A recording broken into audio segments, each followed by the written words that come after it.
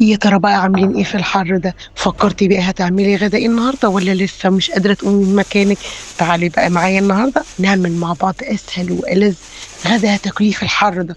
لا واقفه على البوتاجاز كتير ولا فرن كتير ولا فرهده في الجو ده. معايا بقى هنا حوالي 350 جرام لحمه مفرومه، عليهم قرن فلفل اخضر مفروم، يعني اخضر او احمر حسب ما انت عايزه، وهنا شويه بقدونس مفرومين ناعم، وهنا معلقتين برغل بالظبط، معلقتين برغل انا كنت نقعاهم نص ساعه، وهنا بصليه كبيره مبشوره على حبايه طماطم برضو مبشوره. انا مش عايزه الميه بتاعتهم خالص، انا صفيتهم، ما تخافيش ان الكفته مش هتحل منك نهائي ولا هتفك خالص. هنا بقى هننزل عليهم بمعلقتين بقسماط، ونعمل بقى مع بعض احلى كفته تاكليها النهارده في الجو الصعب ده. هنقلبهم بقى كده، معلقه توم مفرومه بتدي الكفته الكفته طعمها نقله تانيه، وهنا معلقه فلفل اسود ومعلقه كمون ومعلقتين كبار او معلقه كبيره بهارات كفته، بس انا حطيت معلقتين شاي يعني، وهنا معلقه صغيره ملح. وهنا نقلب الكلام ده كله مع بعضه لحد ايه يعني كل المكونات دي متتجانس كده مع بعضها. ممكن تحطيهم في الكبه عادي، بس انا بصراحه كسلت اطلع الكبه فخلطتهم بايدي عادي، وسيبها ترتاح شويه في التلاجة.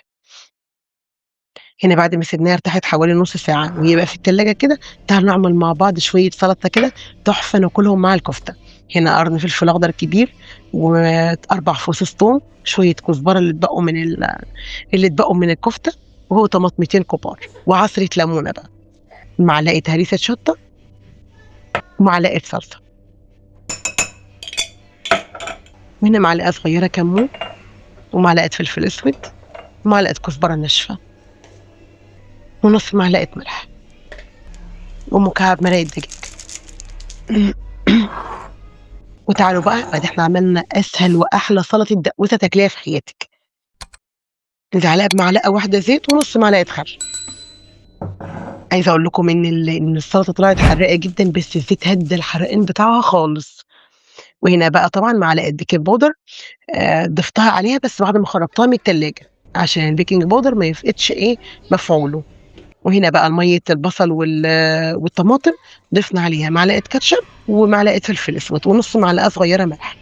وهنا معانا صينيه بقى دهناها زيت، وهنصب على الكفته بتاعتنا، انبل كده من الميه بتاعتنا دي ونصب على الكفته. عايزه اقول لكم ان ما شاء الله، شوف حجم صباع الكفته، ولا كش ولا جراله اي حاجه، وما شاء الله على الكميه 350 جرام لحمه. انا كنت عامله معاكم في فيديو المشتريات كيلو لحمه كنت فرمان قسمته على 3 وجبات، دي وجبه منهم. شايفين ما شاء الله الكميه طالعه حلوه جدا، وفي الفرن ما خدتش 10 دقائق، وهتاكلي احلى كفته تاكليها في حياتك، مشويه وخفيفه كده. على فكره يا بنات، البرغل بيخليها طريه جدا من جوه وحلوه قوي، يعني الطعم ولا بيغير في طعم اللحمه نهائي، لان انا زي ما قلت لكم مش حاطه كميه كبيره. وهنا الفحمه بتاعتنا بقى ابنها في النص كده، ونغطي بقى الكفته لحد ما نعمل الرز بتاعنا. هنا معلقتين كبار زيت كده او شويه زيت محترمين، هننزل فيهم بقى ورقتين لورا، وعود قرفه، وواحده لومي، وهننزل بشويه رز كده عليهم مصري، يعني مش هعمل جنبها رز بسمتي، هعمل رز عادي من بتاعنا العادي ده، برضو طعمه تحفه معايا. هنقلبه بس كده شويه، وهنضيف معلقه كركم ومعلقه كاري، وهنحمرهم بس كده شويه ياخدوا اللون الاصفر الحلو ده، ونشوح بقى كده فيهم لحد ما ايه ما يتبخر الميه كلها منه. صراحه الاكله دي تحفه ولذيذه وخفيفه خالص، يعني ولا واقفه ولا فرهده. الحر ده بصراحه لا محتاج مسبك ولا محتاج اكل تقيل، فبتبقى حاجة خفيفة كده على المعدة وخفيفة على الوقفة في الحر. احنا طبعا كستات بيوت وقفتنا طول اليوم معظمها في المطبخ، فما بنصدق نلاقي أكلة خفيفة كده نعملها في الجو ده. وانا كان عندي شوربة في التلاجة حطيتها على الرز. وهنا مكعب مرقة دجاج ضفته عليها عشان بس ايه يديها طعم حلو، لان ما كانش الشوربة ما كانتش كفاية، اضطريت ازود مية. هنا بقى كده خلاص، هنا هضيف نص معلقة كركم. يا جماعة أنا آسفة، أنا كنت الأول ضفت كاري، دي نص معلقة كركم. اتعزز معايا اللون بس الأصفر، الكركم بيدي لون بس، إنما الكاري بصراحة بيدي طعم حلو جدا.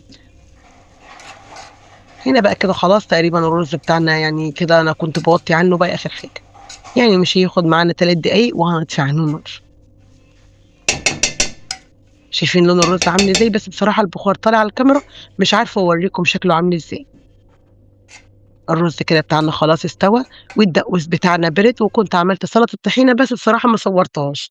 وادي الكفتة بتاعتنا والرز ما شاء الله الشكل والطعم جبار، وبألف هنا طبعًا على كل اللي هياكل من إيديكِ أو اللي كَل من إيديّا. جرّبيها بطريقتي وهتدعي لي، البُرغل مش كتير ومش هيغيّر في طعم اللحمة والطعم تحفة. وادي سلطة الدقوس بتاعتنا وشوية طحينة، ولا أسهل من كده ولا ألذ من كده غدا تعمليه النهارده. يالّا بقى هاسيبكم مع الشكل الجميل ده، ولو وصلتِ لحد هنا من الفيديو ما تنسيش تعملي لايك وشير ومتابعة للقناة، واشوفكم في فيديو جديد وأكلة جديدة. باي باي.